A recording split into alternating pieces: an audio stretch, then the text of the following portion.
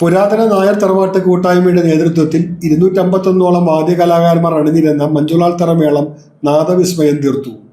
കോരിച്ചൊരിയുന്ന മഴയിലും നൂറുകണക്കിന് വാദ്യപ്രേമികൾ മഞ്ജുളാൽ തറമേളം ആസ്വദിക്കാൻ ഗുരുവായൂരിലേക്ക് ഒഴുകിയെത്തി.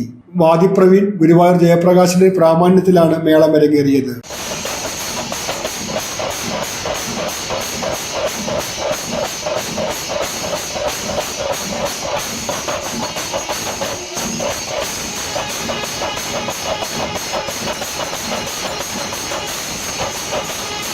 ശ്രീ ഗുരുവായൂരപ്പൻ മേള പുരസ്കാരം പനമണ്ണം മനോഹരന് നൽകി.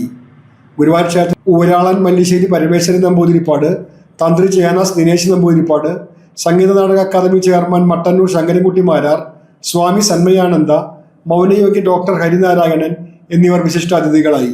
രാധാകൃഷ്ണ വേഷരൂപങ്ങളും ഭജനയുമായി വാദ്യപ്രമാണി പ്രമോദകൃഷ്ണൻ നയിച്ച പഞ്ചവാദ്യത്തിന്റെ അകമ്പടിയോടെ ഭക്തജന ഘോഷയാത്ര നടന്നു.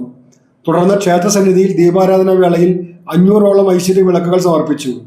ജി.കെ. Prakashan, advocate Ravi Chankath, KT. ശിവരാമൻ നായർ, അനിൽ കല്ലാറ്റ്, ബാലം വാർനാട്ട്, ശ്രീധരൻ മാമ്പുഴ, മാധ്യമപ്രവർത്തകൻ കല്ലൂർ ഉണ്ണികൃഷ്ണൻ, മണലൂർ ഗോപിനാഥ്, ഡോക്ടർ സോമസുന്ദരൻ, നിർമ്മല നായ്ക്കത്ത്, രാധാ ശിവരാമൻ, സരള മുള്ളത്ത്, മുരളി അകമ്പടി, വി ബാബു എന്നിവർ നേതൃത്വം നൽകി.